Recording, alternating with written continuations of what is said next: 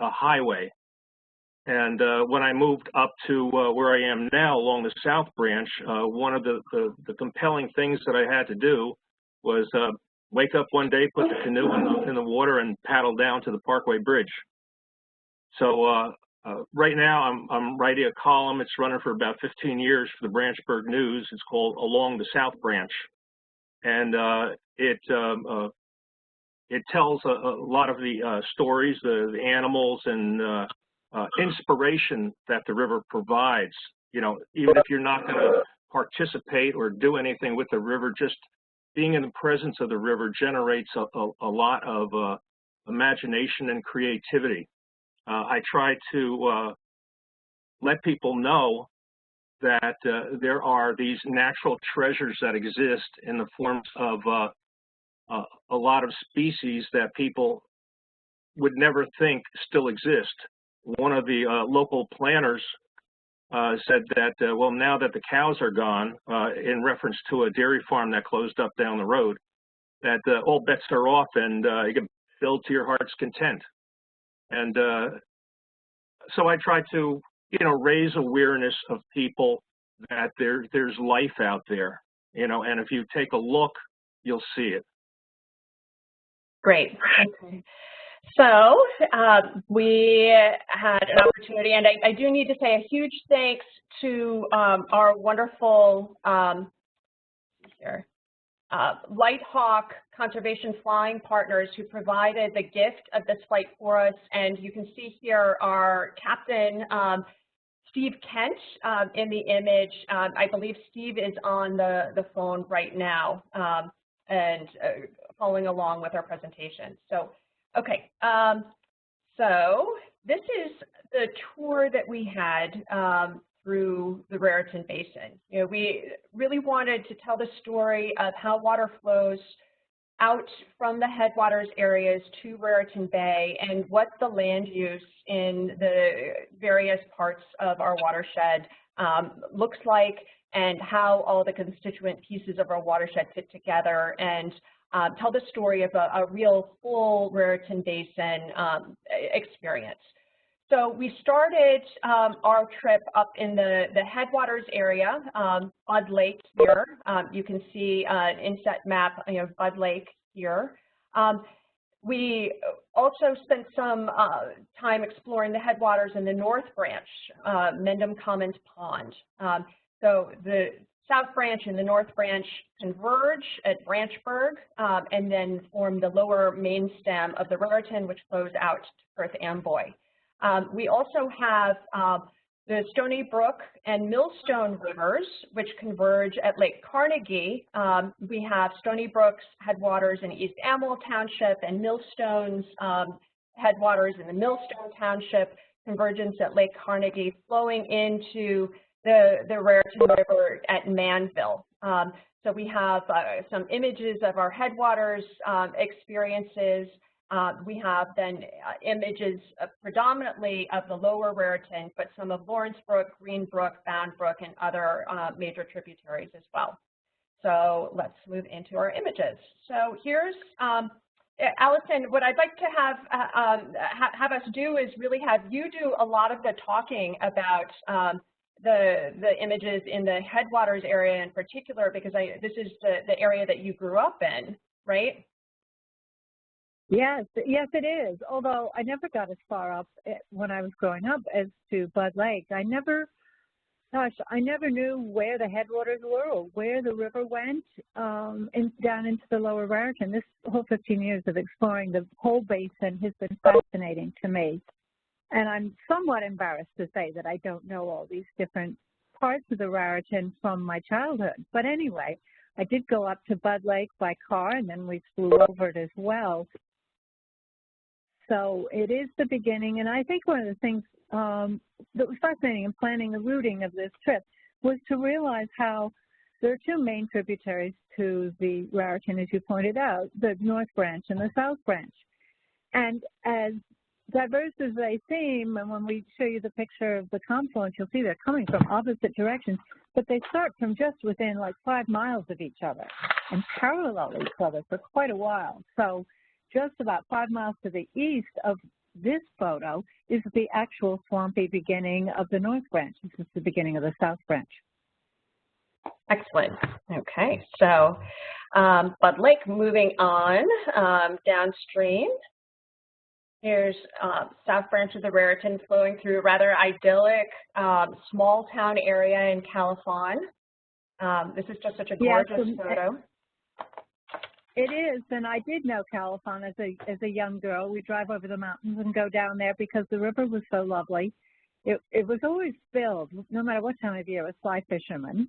And the other thing I remember as a child about Califon was the term river rat, because there were a lot of people who would spend their summers right on the river, not staying through the winter or the fall or the spring, because there were so often times when the river would crest and flood, but they were affectionately known as the river rats. The river rats. Right. Yeah, that was a term that was used commonly down on the Lower Raritan River as well. We'll refer to as river rats. River rats. Right. Yeah. Okay. So, well, I wonder if that's the case in the North Branch. We're moving to the North Branch now. Here's the Black River, Lamington River area, which is a tributary of the North Branch in Chester Township. And you have, this is very near the Mendham's swamp area, which are the headwaters. And this is just such a beautiful view of varied landscaping, but what is interesting to me about this is just the significant riparian buffer. You have just a very, very nice wooded land that borders the waterway, which is a good protection for our waters. It's in a valley. If you go north on 206, you start to go downhill and then cross the Black River over there, and it's pretty much like 10 feet wide. And there's a lot of vegetation, a lot of cattails and so forth. It's a good buffer. Great buffer. So and that's the value of headwaters. Right. That filtration and buffering and control of sedimentation. Exactly. So, and here, Alison, I know that this is an area that you know quite well, quite intimately. Your home is in this lower right-hand quadrant, your childhood home, correct? Yes, yes, it is. And I actually brought it back and refurbished it and fixed it up a couple decades ago. But it's called Mountainville. It's at the foot of Hell Mountain, and there are 5 different streams that converge in this little hamlet. It's very old, and from there it flows on down into the Raritan eventually through the North Branch. And it's an amazing little village. It has 90 people. It had 90 people when I grew up. It hasn't changed because the water table is so high with all those streams flowing from the mountains and the hills that you can't percolate the soil, and nobody's allowed to build anymore. So the water has saved its historic quality. Wonderful. Another very idyllic community, but with wonderful, you really do get a sense for how much water is in the area with all of the trees and the marshland here, and along with the ponds. So, okay, so we're moving on to the confluence of our north and south branches here, where the 2 of them meet at Branchburg and form the Raritan River. So that's the image that we have right here. Yeah, and I ran into a wonderful comment. Somebody said the confluence is where the river gets it all together. That's where it gets it together. And I thought, okay, so the river can do that. Here you have the North Branch coming in from the bottom left and the South Branch coming in from the bottom right, and they join and move forward out of the top of the photo as the main stem. If a river can get it all together, why can't we just get it all together with the stewards and have everybody working together to produce solutions to make this watershed a healthier watershed and protect the ecosystems and the water quality? Right. This is where I want everybody to get it together. Basin-wide stewardship and initiatives. That's great. Okay. Yeah, this is a floodplain now. The Raritan the South Branch changes character once it gets through Flemington. The elevation is decreased significantly, and the water pools, and what you're seeing is a floodplain. When the water comes up, everything that you're seeing over here is covered with water. It's also called, the Lenape refer to this area as Tuckarama Hocking. There are a lot of Revolutionary War encampments and so forth around here. It's right on the Old York, or the Narotacong Trail. It was an old Indian trail. And Joe, I think that you're interested in signaling the start of the Raritan with some sort of a monument at this location, right? Yeah. I think exactly, in that location. Yeah, I'd like to have a boulder placed there, similar to the one that commemorates the Old York Trail or the Narotacong Trail. Mm-hmm. You know, the Raritan really deserves a beginning and an end. You know, there's something in Pittsburgh, you know, where they mark the meeting of the three rivers there, and this is just so appropriate. Yeah. So that's on the to-do list, right? Yep. Okay, so we're going to move to another part of the watershed, the Stony Brook Millstone area. Here's the Millstone River Valley in Franklin Township. This is what we're looking at here is the Millstone. We have the Kingston area, the L&L Ready Mix Quarry, which really is a very, very striking visual in this beautiful, very wooded landscape in the Millstone. Here's another image of the confluence of Millstone and Stony Brook near Carnegie Lake in Princeton.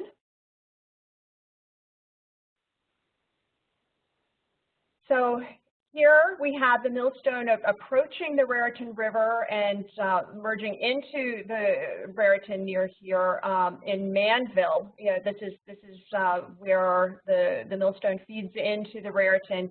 We have in the very foreground the Somerset Recycling Center. We have Finder and Wetlands here on the right. This is a Walmart Supercenter parking lot.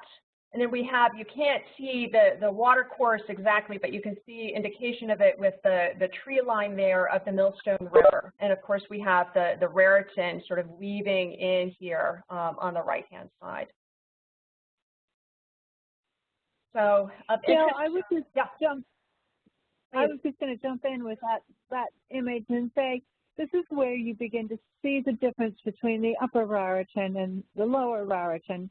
The Upper Raritan is very bucolic and rural, and I was so surprised as we did the flyovers with LightHawk and Steve Kent, our pilot, that the Upper Raritan is huge, and the Lower Raritan, which had always in my mind seemed bigger because there are so many big industries and it's so populated, is really much shorter and smaller and more populated in density.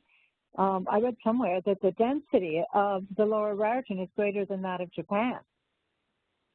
Wow. It's very, very heavily populated, and maybe it seemed so much larger because it takes forever to get anywhere in the Lower Raritan because of the traffic system. Exactly. Yeah. So, but yeah, that's a wonderful point that this really is a sort of distinction between the much more rural areas and moving into the density in the Manville area. Okay. So, want to bring folks' attention to the last dam, blocking passage of anadromous fish from the sea into the Raritan. So this is the Headgates Dam at Duke Island Park in Bridgewater Township, and then you can see right along that the DNR Canal. And my understanding is that there is significant interest in removal of this dam, and there's some efforts underway to make that happen, and so that we'd have a completely free-flowing Raritan after decades of multiple dams blocking passage.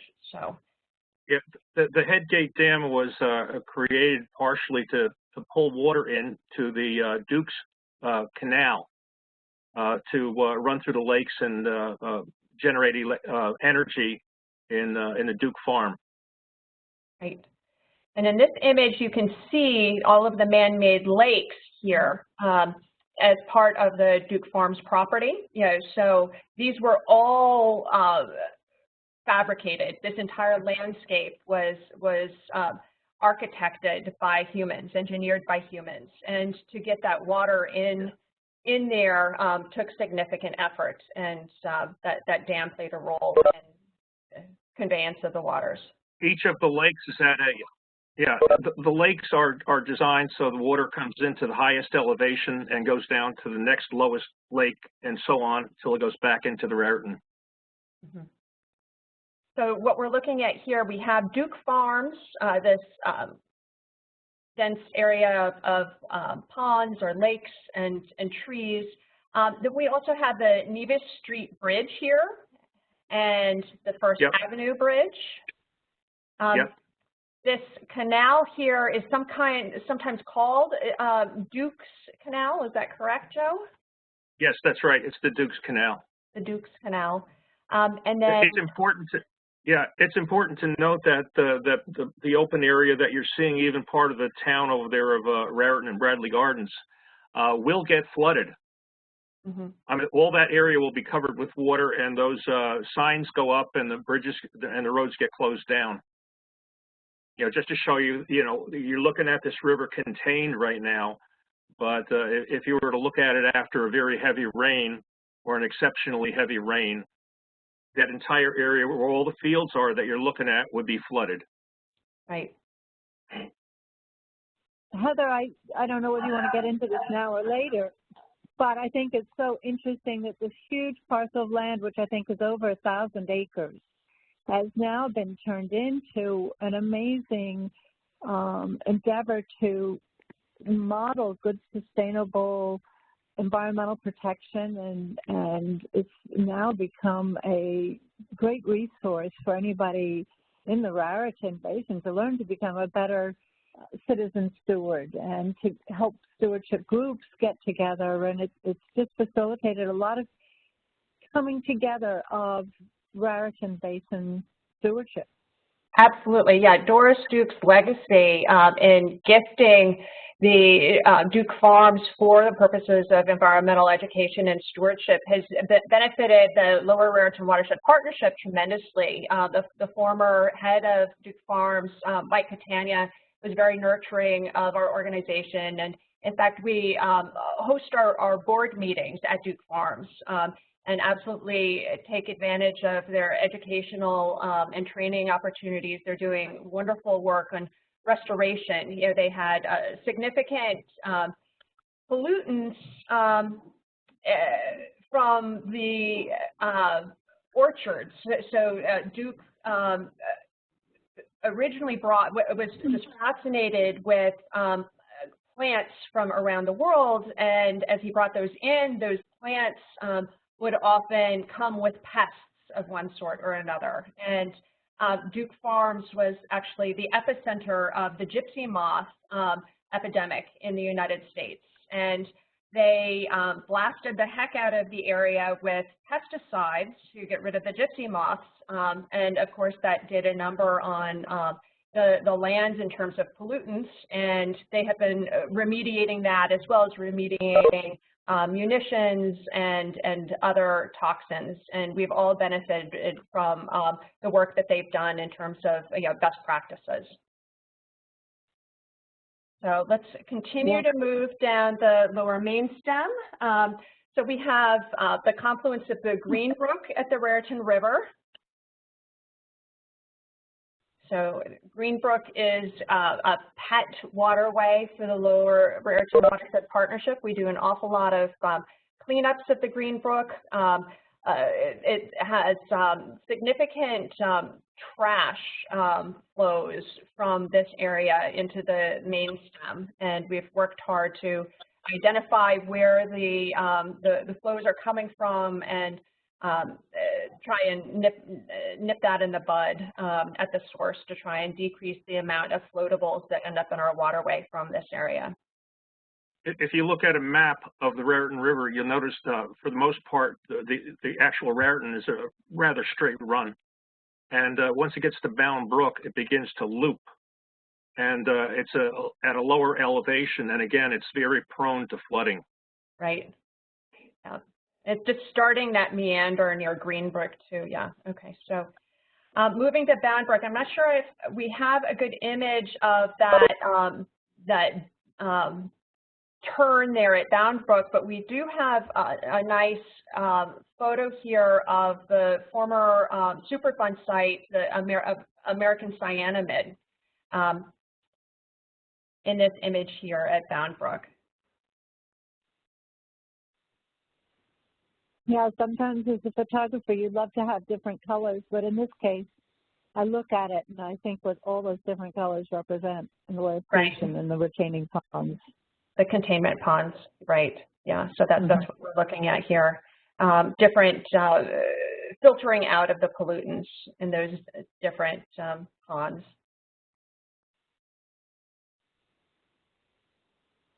Okay, so continuing downstream, we have the Raritan River and DNR Canal. It's just a very suburban area in Piscataway. I think this is a good story of our lower main stem suburban sprawl story. Moving into our then very dense urban area in New Brunswick. And then from New Brunswick on, it's quite populated, except for some areas along the river, and you'll see more industry there. But we have here the Rutgers Douglas campus. We have Boyd Park along the river here. Almost at the bottom right, as you're exiting the screen, you have the terminal end of the DNR Canal. Next to that is the Rutgers Boathouse.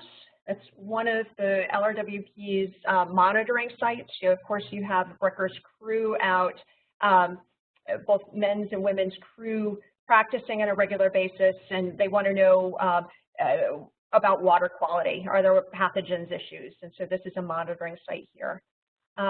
We have the Route 18 or Albany Street. We have Route 18 here. We have the Albany Street Bridge.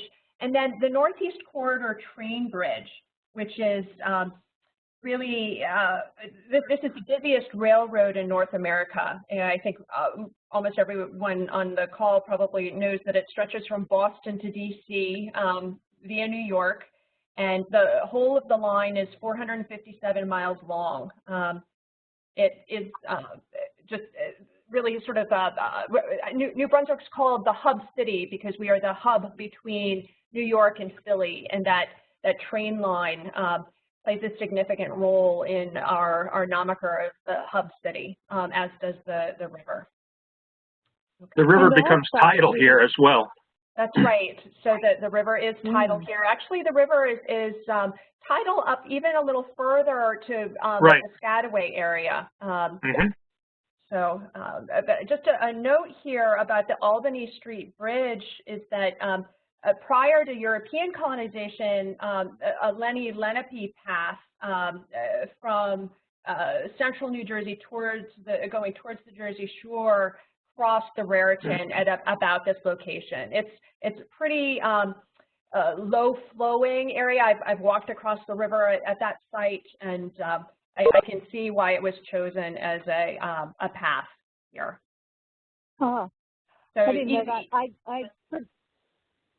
I was going to say, for those people who don't know the Raritan who are listening today, I want to go back to that DNR, Delaware and Raritan Canal, to just say to them that it was the connector that was built in the 1800s, I believe, Heather. Is that right? I don't have that note in front of me. Yeah, so it was built in, so there could be water transport from New York City to Philadelphia, because the Raritan got almost there, but not quite, so they built this canal.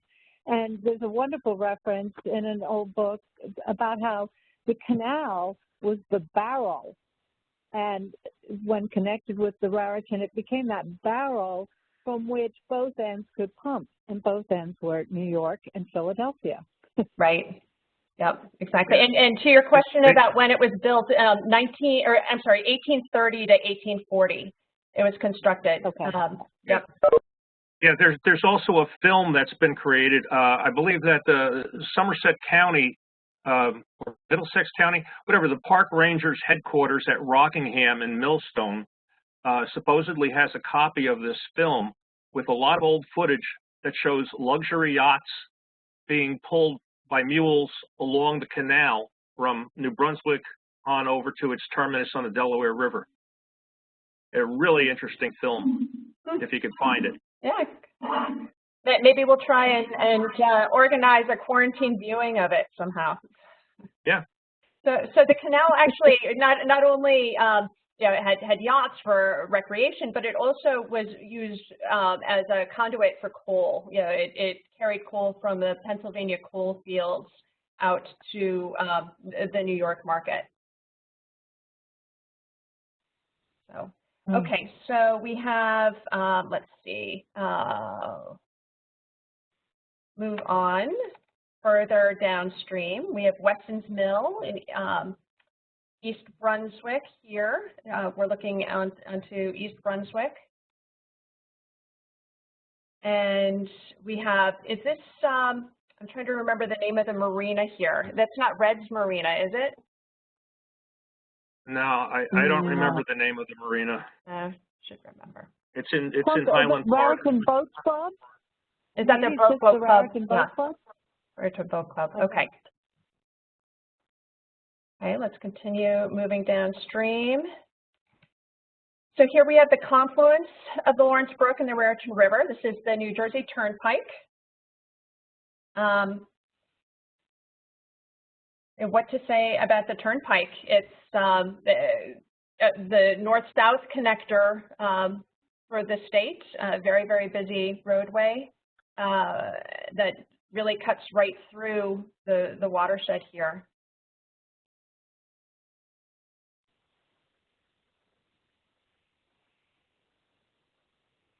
Along the Raritan, we also have Edgeboro Landfill in East Brunswick. This is an ongoing active landfill operated, I believe, by the Middlesex County Utilities Authority. Yeah. You can see these are debris fences to keep flowing material out of the river and keep it tamped down from moving into the outside of the area where it should be contained. Okay, Raritan River with some drainage ditches from Edison Township. Joe, did you have some insights into this area and the drainage ditches?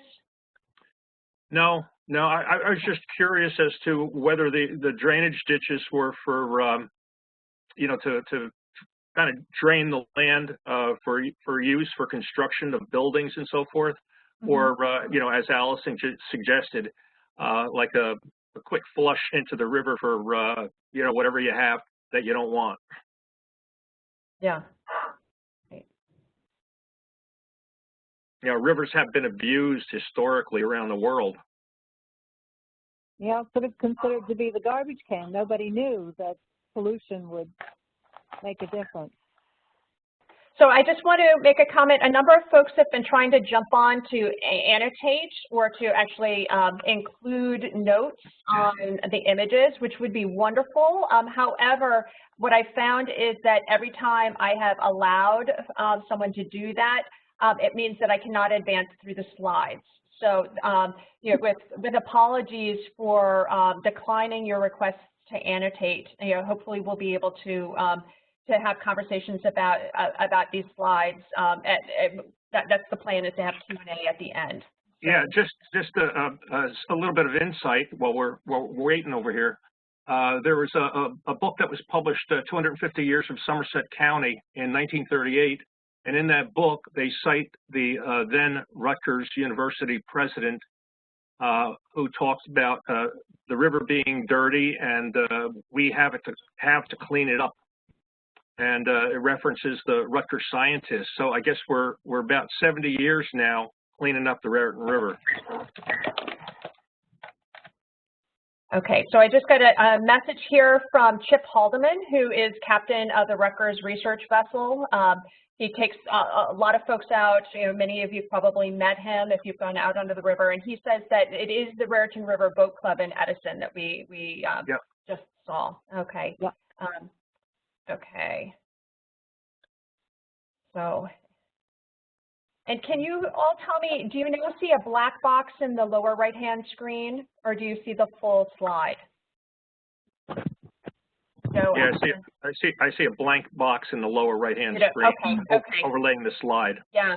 Okay. So just apologies about that. I'm trying to see the chats, and wherever I move the chat, that just means it's blacked out. So it's gone. It's gone. Okay. Okay. Great.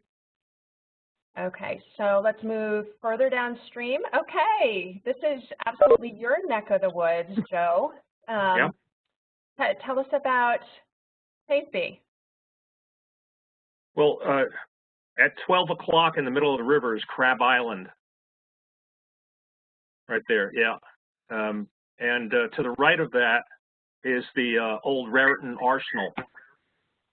And again, the Raritan Arsenal was an ammunition depot. They stored all sorts of military vehicles and so forth there. And they had a practice of burying everything from phosgene to weaponry in the marshes. And that's now since become basically warehousing and a part of Raritan Center.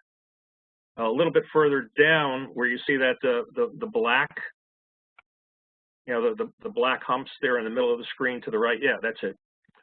Crow's Mill Creek comes out over there, and Crow's Mill Creek actually started a little bit north, maybe about a mile and a half. And it ran along the W.R. Grace Chemical Company.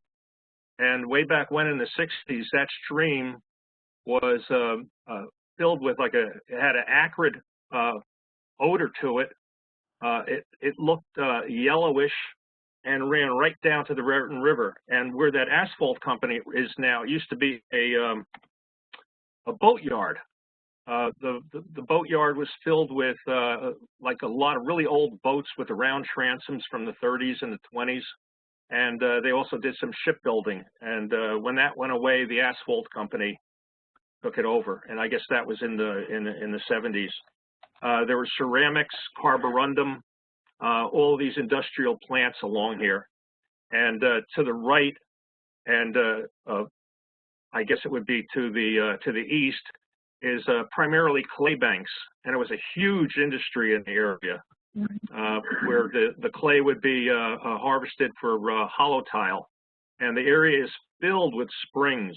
In fact, there's a reference in Henry David Thoreau's journals where he visited Perth Amboy at Eagleswood for approximately a month and noted that he walked upriver from Eagleswood up to about this area over here. Fascinating. Yeah, Hayden Chemical was also over here, and Hatco Chemical. Okay. And the area, let's see, there's some a water feature in the center there, like a pond, and just up above that, there's like a gray area, or I'm sorry, a tan area, elongated tan area, horizontal. That's filled with dredge material. It's almost like coffee grounds, and it's probably about a half a mile long. And I guess at one time the river was dredged, and all the dredgings were dumped over there. Okay. Wow, that's the story of the river. Yeah, so often. Okay. So here's a close-up of the arsenal that you were talking about, Joe. Yeah. This is just such an interesting view. It just gives you a sense of how compressed the Raritan is and how very close we are to Raritan Bay, even in our you know, we sort of lose sight of the sea, you know, the bay being in towns like New Brunswick, but we're really very close. Yeah, back in the 60s, there were hardly any sort of wildfowl over here. In this particular area, there were predominantly black ducks. You never saw a mallard except for a park. You never, ever saw a goose. You know, compared to today, geese are everywhere. There's turkeys here now. It's just amazing that the wildlife that I guess the arsenal served as a refuge for have now exploded, and other changes along the river, along with the, you know, generated the influx of all these different birds.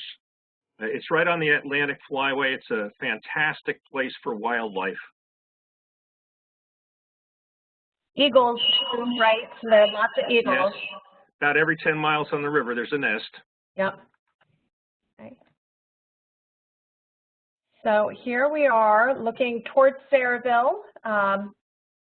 This is another really busy image. You know, you have the serpentine Raritan here, but then you also have South River and Washington Canal coming in on the far right.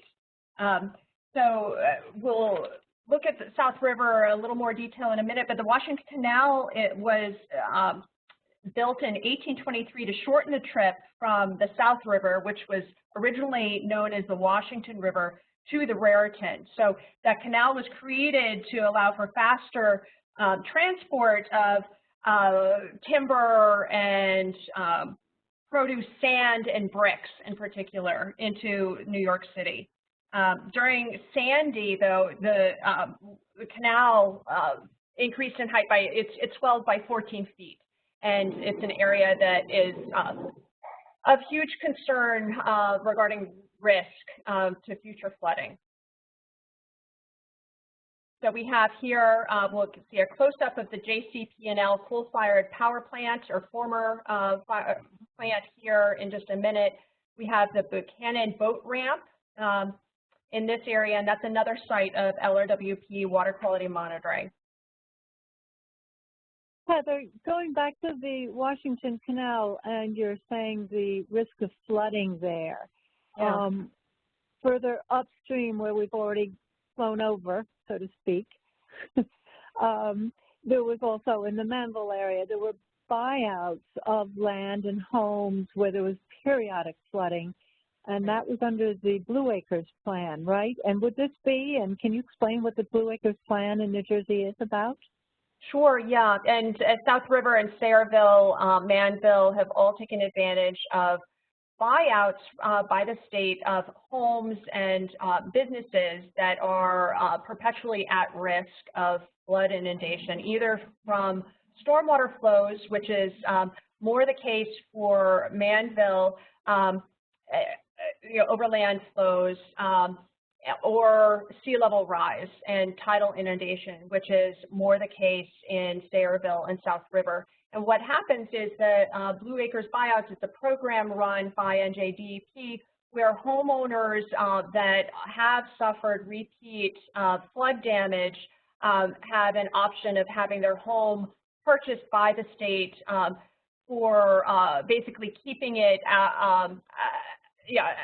undeveloped going forward, and then they'd have that money for themselves to purchase a new home in another area. But those lands are then managed by the state in partnership with the municipality, and it's really a program that's Manville is a great example of what you can do with the buyouts, but in other parts of the state, they're just sort of getting a sense for how to manage what are vacated lands at the end of this. But Manville has been, considering turning the areas into parks, and likewise in South River and Sayreville area, using the lands as more sponges to accommodate the water flows so that other homes don't get damaged.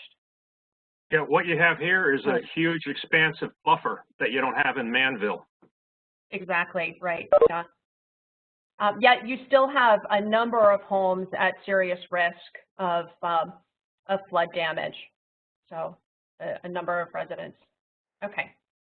And then looking at this picture, I loved being able to photograph this because I was surprised. I didn't expect to see these expansive monocultures of Phragmites. Can you describe why they're there and how they came to be? Yeah, so, well, I don't know the deep history of Phragmites, but they are considered, there are multiple species of Phragmites. New Jersey does have a native Phragmite. What we're looking at is not considered a native plant species.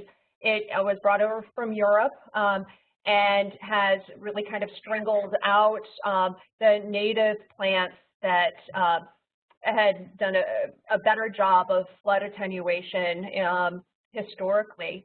The issue with Phragmites now is that they just take over everywhere they are. The question is, at this point, there's so much of them. Do we do remediation? Do we do invasives removal, or do we leave them as they are to serve the purpose of keeping floods away from homes? Yeah, I know they also serve. New York. Okay, Joe, I'll go first. In the New York area, after Superstorm Sandy, they decided to leave the Phragmites because if you took them out, then there would be no protection against the shoreline. And even though it was an invasive and a monoculture, at least it was there to serve that purpose. That's right. So, yeah, it's sad that it has become that way. I just wanted to also add, I've had somebody text me to say, what time of the year was this? And I said it was springtime. And I chose that for this flight because we could sort of see through the trees, but there would be some green and some color. But it's, again, confusing that the Phragmites are all brown and people tend to think it's fall. So it is the color of the Phragmites most of the year. Right, right. So it was April 17th that we flew over, which is a wonderful time before you have full leaf out, and you get a nice contrast. So these great images. Okay, let's see if I can move forward. Oops. Here's a close-up of the former JCP&L coal-fired power plant in Sayreville. It was a time when there weren't restrictions on putting industry immediately along our rivers. And you have hardscape here, really right up to the waterway with very little ecological buffer, protecting the water from what you have to imagine is significant runoff when it rains. I had a really poignant experience before flying when I first began documenting the Raritan, and I stopped by there and walked to the water's edge, and there was a fisherman there who was an immigrant, and he was catching eels. And I said to him pretty much in sign language, because he didn't understand English, that it wasn't good to eat those eels because the water was so polluted. And he looked at me and in sign language back said, but I have to feed my family. And that was a very, very poignant time for me in studying the Raritan to realize the disparity between the upper and the lower, the poverty that does exist in the lower Raritan. I did some research and I gathered that a couple of years ago, the poverty levels in the U.S., across the U.S. on average, were about 14%. In the upper, their poverty levels are in the single digits. But in the lower Raritan, they go from 10% to 34% of people who are under the poverty level. Right. And that moment was when I really woke up to the realities and the difficulties and complexities and situations that need to be addressed and corrected. Right, and the LRWP was formed in part as a food security, to address food security concerns. We formed in New Brunswick, and there's a population that fishes for sustenance. And there was, of course, a huge question as to the safety of the foodstuffs that they were getting from the river, the fish, the crabs. So, yeah, the pollutant issue in that regard is really of concern. So speaking of crabs, Crab Island near Sayreville. I'm going to move through a little faster here, folks.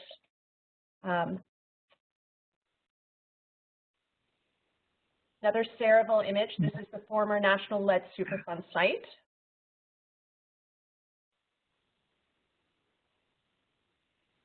Those are containment ponds and processing. So we have this image. You have in the far right of the left image, some of those containment ponds. Right on the edge of the planned future home of Riverton, which is proposed. Well, it's received almost all approvals. $2.5 billion initiative to put in a marina, houses and apartments and entertainment centers. A Bass Pro Shop is planned for this area. And it's highly controversial. There are folks in Sayreville who have welcomed this. This is for a former Superfund site. What the heck are you going to do with a horribly polluted landscape like the National Lead Superfund site? Who's going to clean it up? And developers for Riverton came in and said, we'll clean it up, and not only will we do that, but we have an offer of a whole bunch of ratables here put in for as part of this development. But then there are others who are very concerned about the legacy pollutants in this area, about the impact of this development on downstream and the bay. And of course, about flooding. So there are lots of pros and cons and lots of debate on this in the Sayreville and larger Middlesex County and watershed.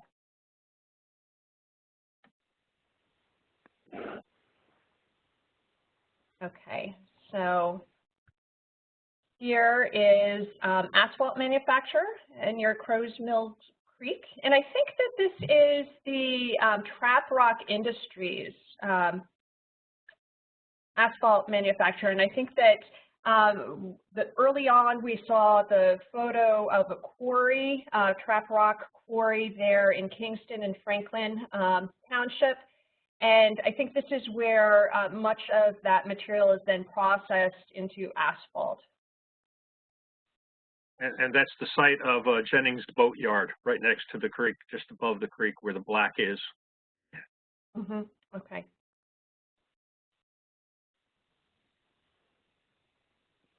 All right. Are you all seeing a black box on here still? It's gone now. Okay.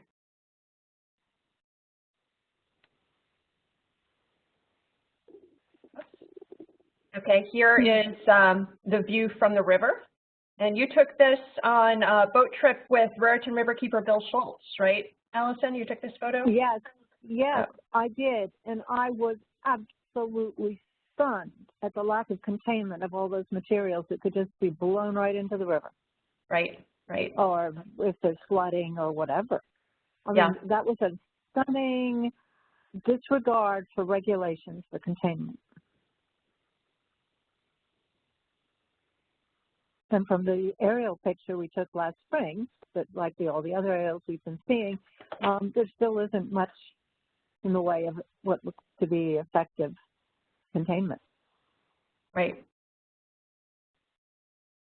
And we know this area floods for sure. Okay, let's try and move. So here's the north shore of the Lower Raritan. Joe, do you have insights into this area at all? I'm sorry, you're talking to me, Heather? Yes, Yes. This is your neck of the woods. I'm trying to get oriented over here, and it looks like the right-hand side. There's that road that we had taken a trip on, where we dead ended at that pond, and that would be where the dredgings were placed. Dead center over there is where Hatco and Hayden Chemical were located. Right, and then of course, we have the FedEx distribution center here. Yeah. Or yeah, it's actually not a distribution center. It's the transportation logistics center. So. And across the street from if you went 12 o'clock and to the right, that's where W.R. Grace was located. The area around W.R. Grace, whether it came from Grace or not, there were like large wads of melted plastic, acres of it, that were dumped there. Well, when you and I went out, Joe, we saw just abundance of wildlife that have been coming into that area. Yeah. Yeah, that's amazing. It's like way back when there wasn't much going on. There was some. The area is dominated by gray fox. Again, because of the unique soils in the area. You have a convergence of North and South Jersey, so it has a huge amount of environmental diversity, and it is conducive to having all kinds of bird species, and right now there's turkey. The deer are running crazy. You never saw that years ago. Move forward. Okay, here we are at Perth Amboy, moving out to the bay. So we have railroad bridge here. We have former Superfund sites, which the plans are to turn this into a park. And here's another one of the Lower Raritan Watershed Partnership's monitoring areas, right here on this little part of beach immediately next to what's called a CSO, or combined sewer overflow or outfall. So a combined sewer outfall is where you have both sanitary sewage and stormwater overflow combining. And usually when you have dry days, no precipitation, having a combined pipe of sanitary sewage that will just travel onto the processing plant is not a problem, but on wet days, rainy days, when the precipitation from the street seeps in, flows into this same pipe, you have the combination of sewage and stormwater that has to go somewhere. And in this case, it is piped directly out into the Raritan Bay, or approximate to the Raritan Bay, right along what is really one of the most beautiful beaches in all of central New Jersey and Perth Amboy. Yeah, go ahead, Joe. To the right of the railroad tracks were a number of metal scrapyards. One was Abe Corb's. That was the one closest to the river. They had a big rail. They would dismantle cars, pretty much anything. You could go bring your scrap metal there. So that's what used to be there. Right, and the plan is for a park. This is a school in here, so a park would be a great, very well placed, proximate to the school. You have the high school's boats. They have a sailing program. This is where they store their boats. They go out from this area, and just a lot going on in this area. Okay. So Driscoll Garden State Parkway Bridge, we're back again to the Riverton proposal area here. This is one of the busiest roadways in the world. This is just, where else do you find it? The 16 lanes of traffic going over a waterway. Well, we have it here in central New Jersey over our Raritan.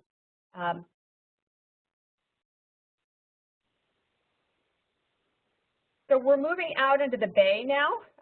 So this is the south shore or bay shore of Raritan Bay. So we have Morgan Marina here, Cheesequake Creek and jetties. We have a lead smelter slag sites, and of course the monoculture of Phragmites that are just dominant for that ecosystem. In the bottom right, we have Lawrence Harbor and Old Bridge. So. Yeah, Raritan Bay used to be known for the largest concentration of diver ducks on the East Coast. There's SCAUP, SCAUP, bufflehead, golden eyes, redheads, a whole variety of ducks. It used to be you would see big die-offs, whether it was, I'm not sure if it was a die-off of bunker or if it was a byproduct of unwanted catch released, but bunker used to float dead in huge rafts past Perth Amboy, the Arthur Kill around Staten Island.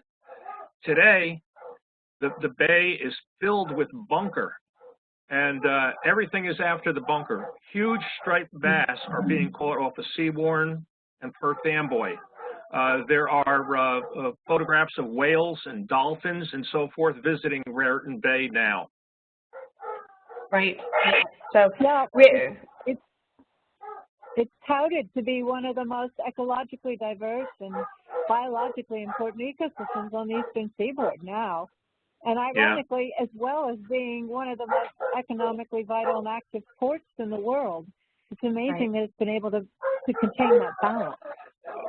Yeah, this is, I'm sorry. No, go ahead, Joe. Yeah, this area is a passion of mine in terms of the natural diversity that exists. Again, because of the, it all starts with the basic soils. You get the most diversity in nature at interfaces. So here you have the salt water, the fresh water. You have the sandy and clay soil south of the Raritan River. You have the New Brunswick Shale north of the Raritan River. It's on the Atlantic Flyway. I mean, this area really needs somebody's attention. It's an incredible area in terms of wildlife diversity. Well, and something that I should have mentioned at the beginning is that most of what we've been looking at, the lower Raritan portion is part of the New York, New Jersey Harbor Estuary, which has special protection.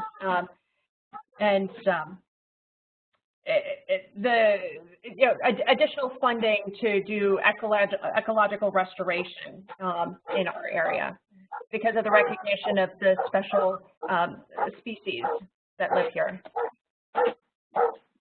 And it's an open space. It serves so many people from New York City to Brooklyn to Staten Island to New Jersey. I think it's 7 million people have this open space available to them. Right, right. Okay, I think I probably should have put this in. Sorry about that. This is misplaced. It should have been up a couple of slides, but this is looking upriver from Raritan Bay. You have Perth Amboy on the right. That CSO that we were talking about is right here. Here's the train bridge. Here's 2nd Street Park. Then you see our other bridges here. That's the Victory Bridge and the Parkway Bridge. And the Parkway Bridge, right? Yep. Okay. Raritan River confluence with Arthur Kill. I think this is one of your favorite photos, Alison, right? Well, it just says so much about water quality, and you've got the Raritan River flowing along from right to left out towards the bay, and then what's in the foreground coming up from the bottom is Arthur Kill, which is a real industrially polluted mess of a waterway. And you can see that in this picture, in how the confluence occurs and the different colors of water. Yeah. Here's another take on that. Mm-hmm. Now we're going back down the bay shore here. So this is pretty close. This is one of the Middlesex Utilities Authority recycling centers in South Amboy, very close to the waterway.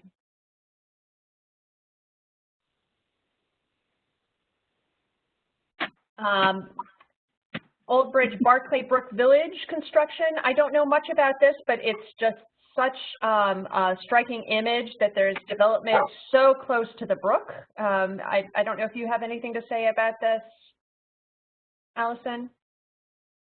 I don't. We made an unplanned stop. And so as we took off, I saw this pattern and I photographed it, and I thought it was water, but it's actually sand.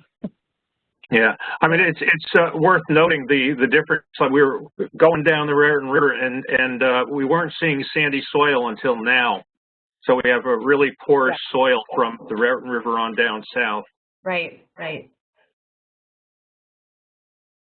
More interesting land use choices here in Old Bridge, really hugging the bay, also and along the bay. Heather, we also, not in this collection of photos tonight, but there are photos that I took that surprised me. On top of, further upstream in the Lower Raritan, we saw old brownfields that were remediation from Superfund sites, and they had solar panels on these brownfields, which was, I thought, a wonderful twist to an unfortunate situation. Right, right. Let me just say, I'm getting a lot of messages in the chat about a dog barking, so if someone could be sure to... Let me take care of that. Okay, thanks, Joe. Okay. We're almost wrapped up here, though, so I didn't mean to chase Joe away. We have Naval Weapons Station Earl, Middletown Township, going down the shore here. And Alison, there's just such interesting work being done in partnership with Baykeeper and the Naval Weapons Station in this area around oysters and oyster beds. Yeah. Meredith Coney has been the gal who has done a lot of that work, and she did a wonderful blog for us about creating new oyster beds here. They originally tried to do it on the north shore of the bay with signage saying, please do not eat these oysters because the water is still not clean enough, but people would eat them anyway, so we were told to take the oysters out. It wasn't safe. And then somebody came up with a brilliant idea. Well, nobody's allowed to access the Naval Weapons Station Earl, so let's put them in there. And the weapons station was happy to do it. And the oysters are cleansers. They're a wonderful bivalve that cleans and filters the water, so they're a help to that. They also create a wonderful strengthening of the shoreline as they build their oyster reefs. So they serve a multitude of purposes, and it's a wonderful story of restoration the natural way. Right, right.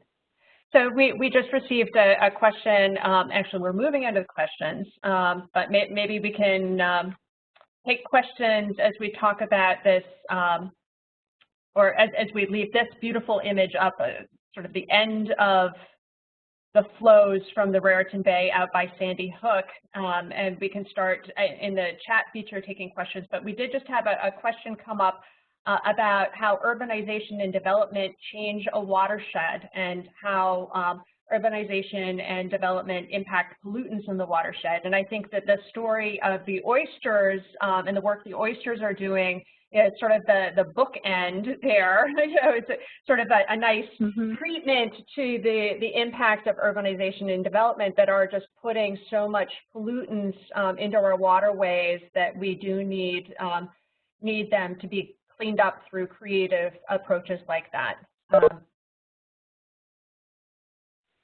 Yeah, there are a lot of negative things that either we saw or that are not visible from the air, like poverty is hard to see. But in face of all of that, despite all of that, there are so many wonderful things that have happened in the 15 years I've been documenting the Raritan Basin.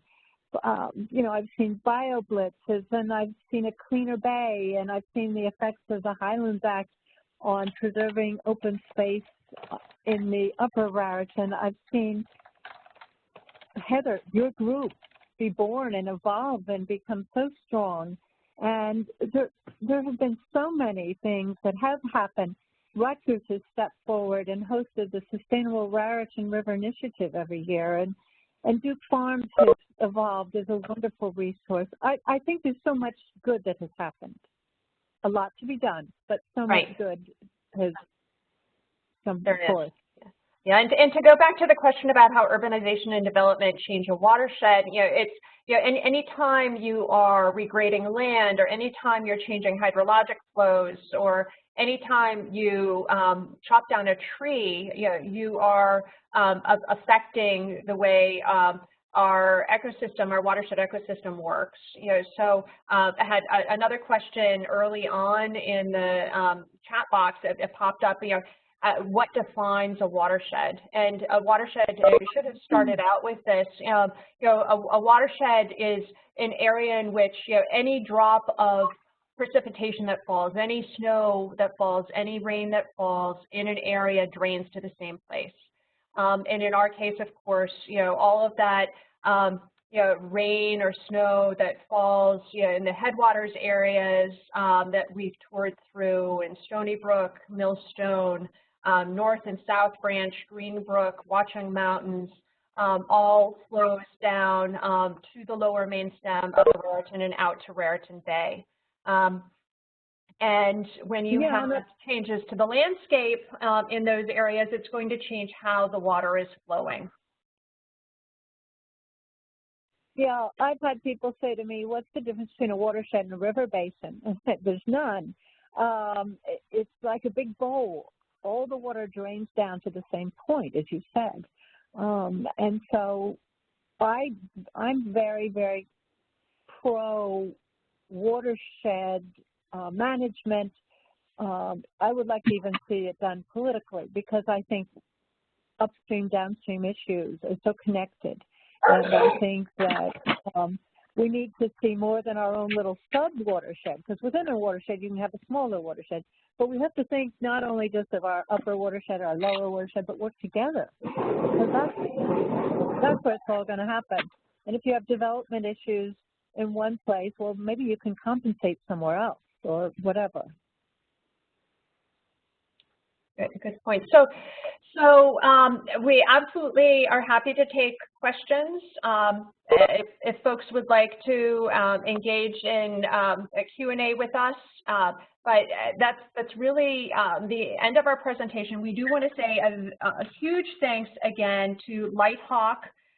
We had Jonathan, who on the presentation, who's the LightHawk Eastern Regional Program Director, as well as Steve Kent, who is our pilot for the trip, and Audrey, our flight coordinator. So huge thanks to them who did all of the coordination and convening and grant writing to allow us to take this trip. And then, of course, a big thanks to you all for joining us, and to Alison and Joe for their thoughts and insights here. But I want to point you all to the LRWP website, where we will post recordings of our session, but do want to have the exchange open now for Q&A for folks who are interested in asking any questions about our images.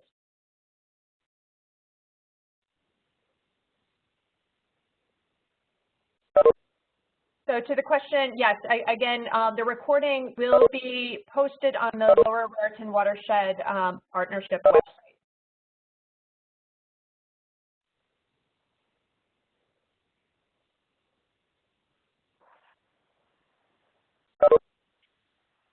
So Alison or Joe, final thoughts here? Well, my final thought, I just can't resist acknowledging the time we're in now, and saying that I do see an overlap between this terrible pandemic and climate change and our environment, because just as we seek ways to fight coronavirus, I feel it's also important to find ways to protect our watersheds. If we destroy our fresh watersheds, freshwater resources, we destroy ourselves. So I just, I feel it's especially poignant today to think that way. Rivers and nature in general can be such a salve and such a comforting, calming place to go. I think of Walt Whitman's comment that I'll close with. She said, after you have exhausted what there is in business, politics, conviviality, and so on, and have found that none of these finally satisfy or permanently wear, what remains?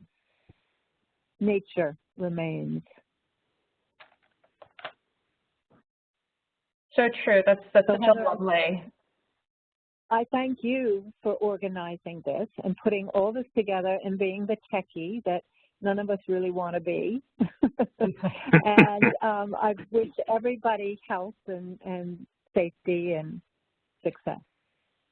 Thank you so much. Yeah, and apologies, folks. We had such tremendous demand for this, surprising demand for this session that we had to switch platforms, which led to confusion regarding sign-ins. But we are glad you were all here and were able to make it on. So, and we hope that you get involved in some way in stewardship of the Raritan River and the Raritan Basin.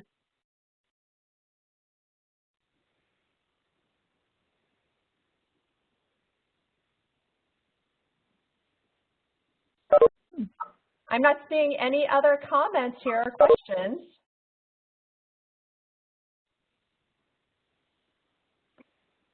You know, I just have a comment on the flight. I mean, it was an eye-opener. You know, intellectually, you realize the connectivity of the entire watershed. You know, from the Highlands, Bud Lake, on down to Sandy Hook, and from a land perspective, you know, if I wanted to go to Bud Lake or if I wanted to go to Sandy Hook, maybe about an hour and 15 minutes out. You get into an airplane and it's like, my God, you're there in like 10 minutes.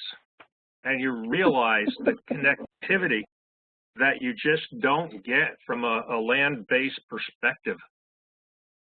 You know, It's just a real eye-opener. I mean, you could see things now. It's just perspective. I mean, one of the things missing in all aspects of our lives over here is perspective, especially from the media. And boy, you sure get it when you look at the entire basin, the entire watershed. It's just so impressive. I mean, you begin to make connections that you would have never thought of. And for myself, when I look at the river, no matter its state, no matter if it's running through the urban areas or the uplands, you know, the pristine appearing uplands, I see nature suppressed in a way, but viable and alive. And I look and I draw inspiration from that. And I see things that you might not normally see, you know, if you're not aware or if you're not expecting to see it. But there's so much, again, solace and inspiration that comes from the nature that the river, you know, linear greenway has preserved despite people not seeing it. They just see the urban development, but there's so much life around the river. You know, it's an invaluable resource if you live in that area around a river, a stream, a creek. Yeah. It's just amazing. Well, and what I would love to do is, yeah, so this was a Headwaters to Bay tour, but the interior of the watershed is you know, just so interesting and fascinating too. All of the feeder creeks and streams have their own stories. And perhaps our next flight will be designed around telling the stories of some of those special sort of neglected or unknown spaces.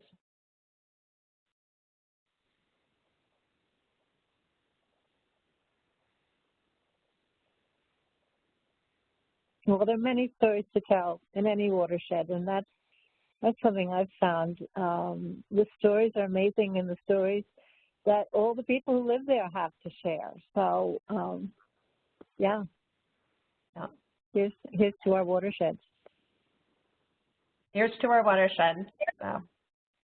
Okay, well, on that note, I'm not seeing any other questions or comments or suggestions coming in. I have made note, a handful of you very kindly pointed out where certain features we mislabeled or failed to identify. So now we have more details that we can label our photos and have a better sense in our, for future presentations on how to convey the land use and what those iconic features are.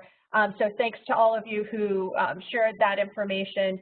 And have a good night, and hope to see you all on the other side of quarantine. Thank you, Heather. Okay. So guys, I'm going to stop recording, okay? Yep.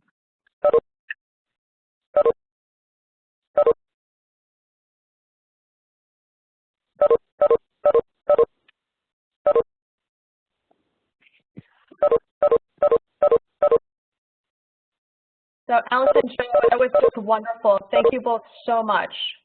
Thank you. Well, thank you. Fantastic. Is everybody else? Thank you. Is everybody else off now? No, there are a few folks still on. Open mic. Yeah, it is open mic. I see Bill Schultz if he's still on, Chip Haldeman. I've just unmuted them if they want to add in comment on anything. Schultz, you there? Chip? Yes. I think I'm muted. I unmuted you. We can hear you. Oh.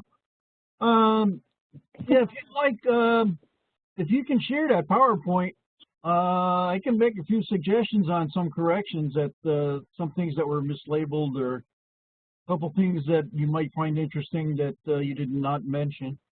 Would love that, Bill. Yeah, absolutely. Between you and Chip Haldeman, which I unmuted the both of you, I think that you can really round out our understanding of the, what we're looking at here. Tell a better story. And especially when you come down to Superfund sites, because that could get you into, I don't know if there's anything that could legally come back. If somebody were to look at it and say, well, it's a Superfund site, it's an EPA responsibility, and it's not, it's a state responsibility. Those are corrections I think that might be important to make. Okay. Oh, that would be really helpful. Beyond that, have a good evening. Thanks, Bill. Good to see you. Hope Thank to see you, Bill. You too, Bill. Thank you. Allison, always good to hear you. I know. This is fun. I almost feel like I'm back in New Jersey. Always nice. Have a good evening, folks. You too, Bill. Take good care. Bye. Take care. If there's anything you need, let me know. We'll hear from you. Okay. For you. Awesome. Thank you so much, Chip. Great to see you. You too. Take care. Okay, everybody. appreciate it. Yep, you too. Bye now. Bye. I can unmute everybody else here.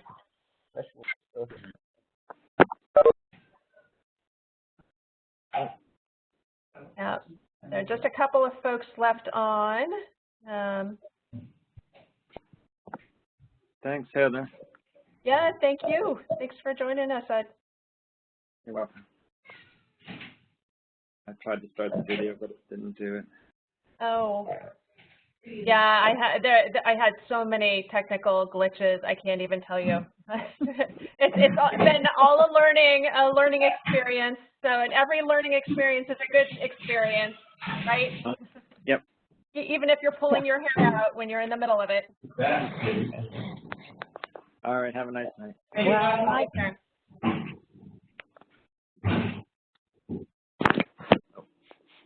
Get out of here.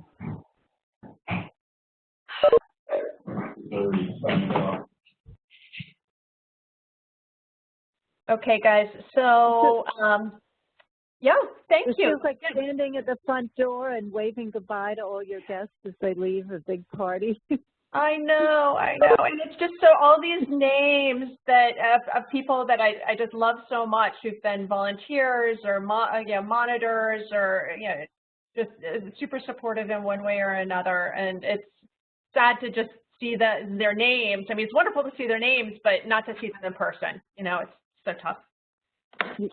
Yeah, yeah. Well, Heather, I owe you a huge apology. I was sending you those photos, and when I went back to print all my notes, which had at the very top had a log on, it wasn't there. Oh, no, it happens, Alison, absolutely. I totally understand. And I'm sorry that it was so stressful for you. But we made it through, so it was great. It was really great, so thank you. You did, yes. Yes, now I'm going to try and reconstruct all of that. Oh, geez. Oh. Well, Okay. it was such a great thing to have. I mean, I just organized it and had quotes and figures, and I was so excited about it. I don't think I've had such a letdown in 15 years of disappointment of having something go wrong like that. It was just terrible. Oh, Alison, maybe you can find it somewhere, like in your trash or something. Oh, I have been there. Oh gosh. Oh geez. I think it was, yeah. Anyway, never mind. It's lost. It's gone, and I'll just, it's like a lost document. When you rewrite it, it's always better, right? Yeah, that's right. That's so right. Hopefully, right. Well, thanks you did again. An amazing job. Oh gosh, you two were both wonderful. And again, I'm sorry for all the glitch. I was trying to both read all the texts that were coming through on my phone as well as all the chats and the emails because there were an awful lot of folks who were having one issue or another, or they couldn't turn their sound on or couldn't see the video. So I'm so sorry I was as distracted as I was. But you wouldn't have known it, and you did a great job. I'd had no idea. So good job. Oh, well, thank you. So yeah, technology makes life easier. Somebody else. Yeah. So anyway, okay. Well, we have to figure out how. One of the comments that came through was from Steve Kent, and he said that he'd love to go out on another flight with us. Whoa. So wow. Well, yes. So we'll have to take him up on that, and I'm going to send him a note right now. Huge thanks to him for joining us, and let him know that we will take him up on that. It'd be nice to see the floods from that year. Yeah. Yeah, after a big rain. Right. Yeah. So. Oh my goodness! Well, isn't that sweet? Yeah.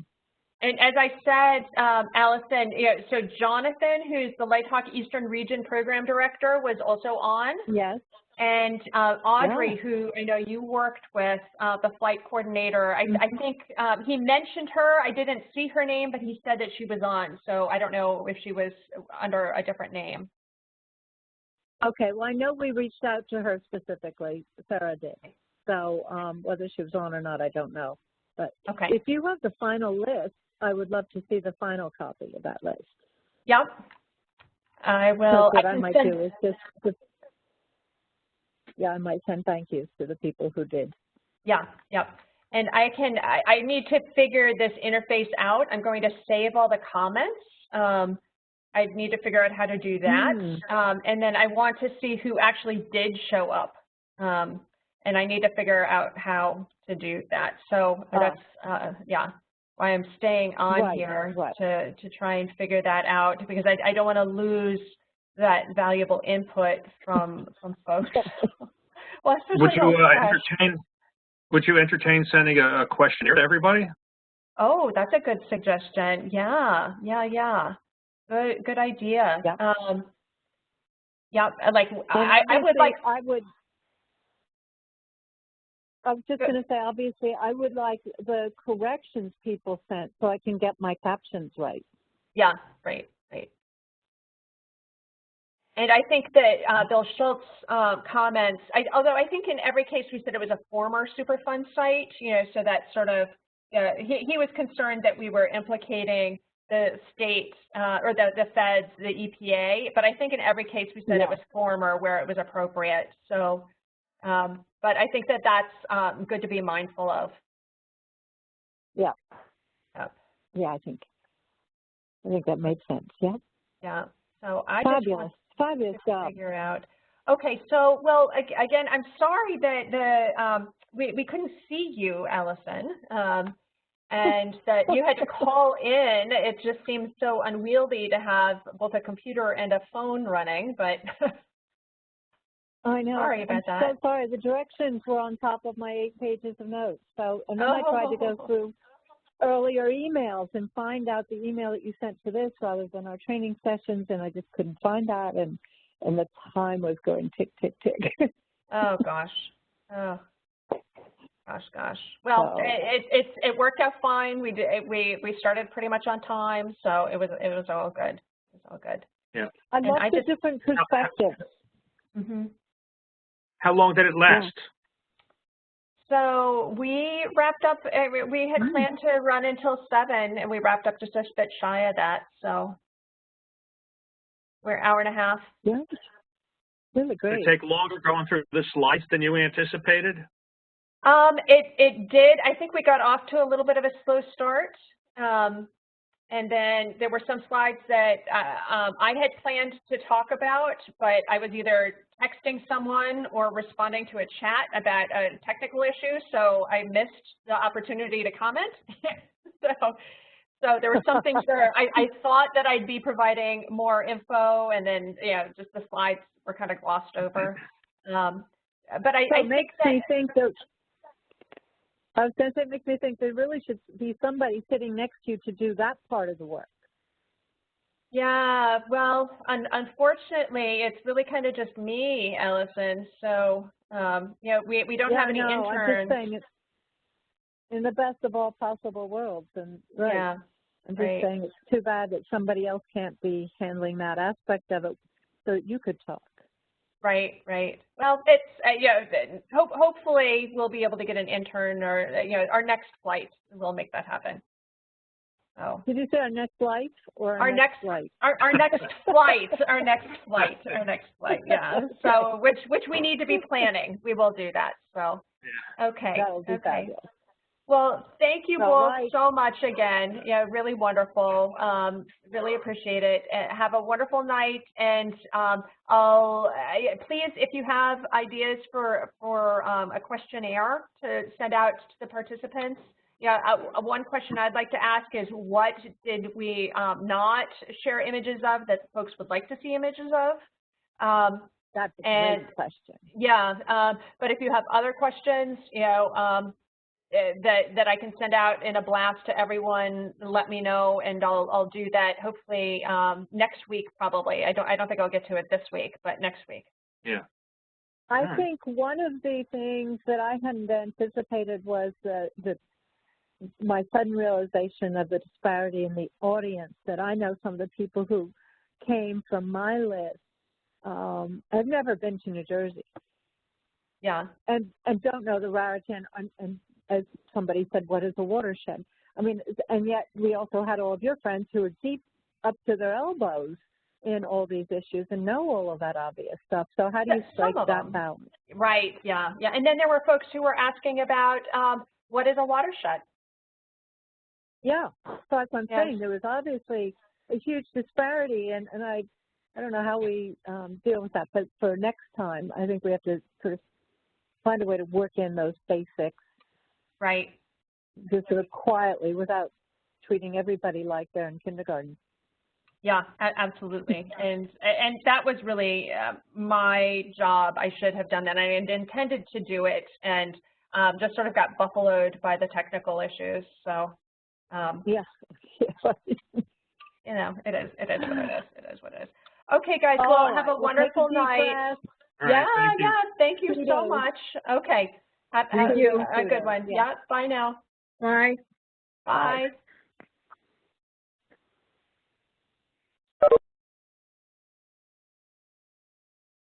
Not yet.